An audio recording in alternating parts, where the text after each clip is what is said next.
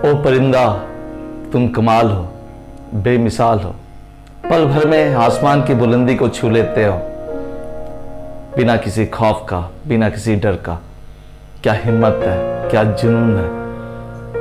और आज हम इस सेशन को डेडिकेट करते हैं उन परिंदों को जो अपने सपनों की उड़ान भरने से नहीं डरते, नहीं कतराते हैं।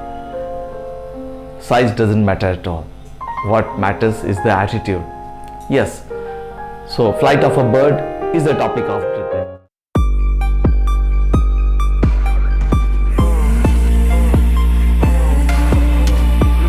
ये birds उड़ते हैं कैसे, क्या है इसके पीछे का राज, आज हम ये जानेंगे। लेकिन सबसे पहले हम कुछ चिड़ियों से जो मेरे घर में है मेहमान, कुछ आपसे रूबरू करवा रहा हूँ उन चिड़ियों का। पहले उनको मैंने कुछ दाना दिया। All of them are eating, isn't it? The three birds are sitting there and they are having their food.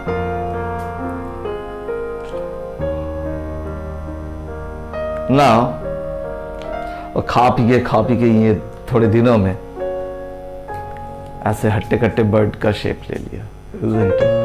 यही चिड़िया जो खाना खा रहा था। चलो फिर आज इसको डेडिकेट करते हैं, तो ये हमारे साथ रहना चाहिए। यस। और उसका ये बेबी बर्ड भी।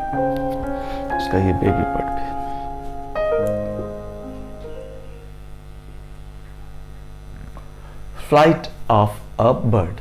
ये बर्ड कैसे उड़ते हैं, उनका ये पंख का कमाल है एक। दूसरा, इनका बॉडी का जो स्ट्रक्चर बहुत हल्का होता है, इनका बोन के अंदर बहुत ही ज़्यादा हॉलो स्ट्रक्चर्स होते हैं एंड उनकी डेंसिटी बोन की बहुत ज़्यादा कम होता है। दूसरा, तीसरा, इनका जो विंग्स है, विंग्स पे जो प्रेशर होता है हवा को काटने का, मैं समझाता हूँ आपको डिटेल में, वो भी बेमिसाल होता है।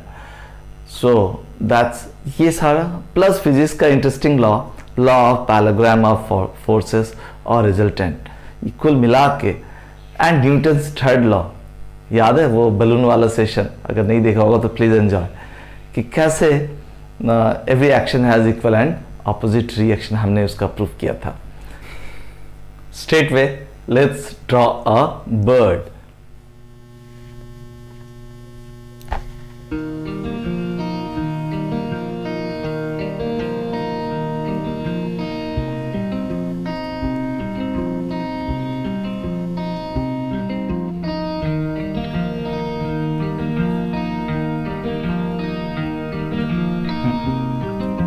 लगभग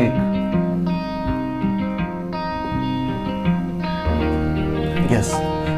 नाउ होता क्या है, लेट मी एक्सप्लेन। सबसे पहले ये जो दोनों विंग है, विंग 1 एंड विंग 2, ये दोनों कमाल करते हैं। कैसे? They pushes the air downward, मान लो with a force F1, wing 1 जो पुश कर रहा है उसके नीचे के एयर को, और यहाँ की जो एयर है उसको नीचे की ओर धकेल रहा है ये विंग 2। सो दोनों विंग एयर को, अपने सराउंडिंग एयर को नीचे की ओर पुश कर रहा है। सो एयर को जैसे नीचे पुश किया, Newton's third law comes into play, every action has equal and opposite reaction. तो एक पॉइंट पे जो एयर है, it will also exert an equal and opposite reaction which will help the bird to move upward and hence the bird flies in upward direction. But और भी थोड़ा detail में समझेंगे होता एग्जैक्टली क्या है। अब ये एयर को, यहाँ पर ये पूरा एयर ही है, पूरा एयर है, चारों ओर एयर ही एयर है, सब हवा में हो रहा है, ये यूनिवर्स एयर है इस केस में, and object is the bird. Now जब इसको पुश कर रहा है, जो line of action of forces कहीं पे जाके ये दोनों फोर्सेस, एक इमेजिनरी हम पैरेलल लाइन ड्रॉ करेंगे and it's going to meet somewhere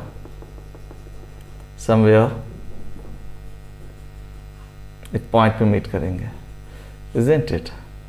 एक पॉइंट पे मीट कर रहा है। से मान लो ये पॉइंट है O, these two forces F1 F2 the line of action of these forces, they are meeting at a point O. Obviously this is an imaginary point O we have drawn in the here itself. Now the air from this point will exert an equal and opposite reaction. For F2 the opposite reaction will be R2. Reaction is nothing but the reactive forces.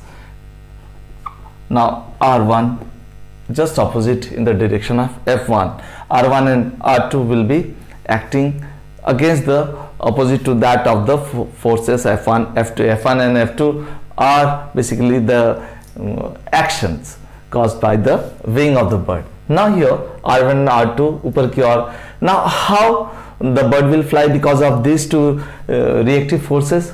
उसके पीछे हमें थोड़ा सा parallelogram का concept समझना पड़ेगा, लेकिन जिनको पैलोग्राम आता नहीं है उनके लिए जल्दी से बता दें. पैलोग्राम्स वो फिगर होता है, 4 साइडेड क्लोज फिगर होते हैं जिसका opposite sides parallel and equal होते हैं. This is a parallelogram, this is a parallelogram, isn't it?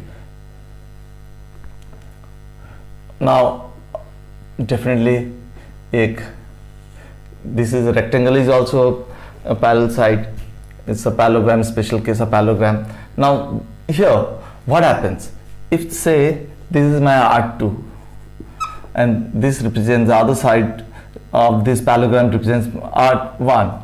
Now what happens, the diagonal of the parallelogram, which is the longest side, represents the net resultant, which is nothing but R1 plus R2. Net resultant, तो net resultant यहाँ हमें draw करना पड़ेगा. R1 का parallel exactly हम यहाँ से draw करेंगे. हमें यहाँ से R2 ड्रॉ करना पड़ेगा. R2 एग्जैक्टली यहाँ पर. नाउ ये जो जस्ट अ सेक, फिर ये जो पॉइंट मिलेगा हमें, उस पॉइंट से will draw the diagonal which is on the opposite in the upward direction.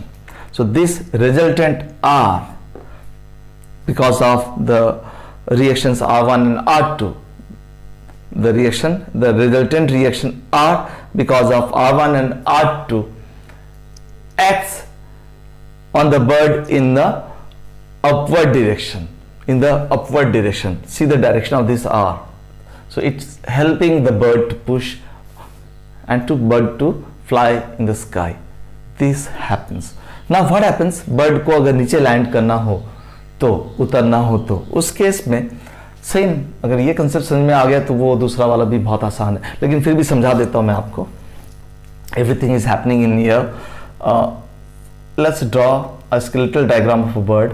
अब बर्ड की जो विंग है वो बर्ड जो ट्राई कर रहा है, बर्ड नीचे की ओर आने की ट्राई कर रहा है, but is try to come downward. Now what is happening here? अब ये फोर्स को अपवर्ड, हवा पे जो फोर्स है अपवर्ड डायरेक्शन में अप्लाई कर रहा है. F1 and F2 somewhere upward direction. Now what happen, अब यहाँ पे भी वही सेम, इसको एक्सटेंड करेंगे हम in line of action of forces को.